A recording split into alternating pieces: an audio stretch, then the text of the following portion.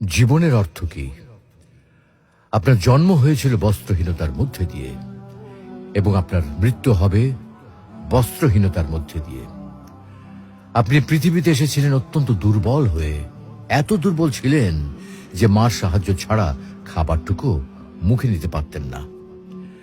আপনি যখন এই পৃথিবী ছেড়ে চলে যাবেন তখনও আপনি অত্যন্ত দুর্বল আর অসহায় থাকবেন।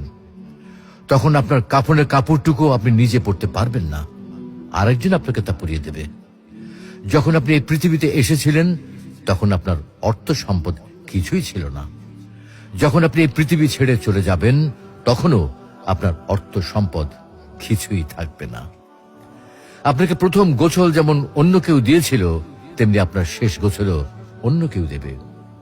আপনি যেমন পৃথিবীতে একা এসেছিলেন, ঠিক তেমনি ভাবে আপনাকে পৃথিবী থেকে একাই চলে যেতে হবে। আপনার সঙ্গে আপনার প্রিয়জন কেউ যাবেন না। হ্যাঁ, এটাই জীবন, এটাই তো জীবন। তাহলে কেন এত মারামারি, এত সংঘাত, এত হানাহানি?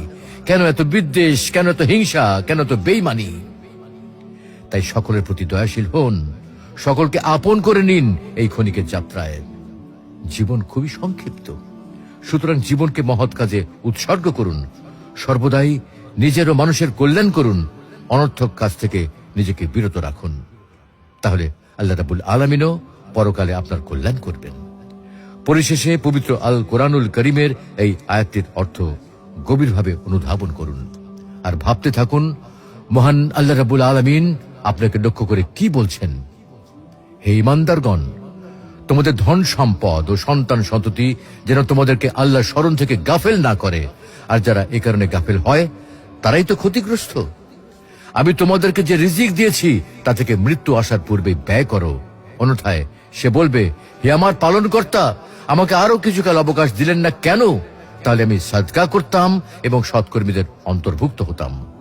প্রত্যেক ব্যক্তির নির্ধারিত সময় অর্থাৎ মৃত্যু যখন উপস্থিত হবে তখন আল্লাহ কাউকে সামান্যতম অবকাশ দেবেন না। তোমরা যা করো আল্লাহ সে বিষয়ে খবর রাখেন।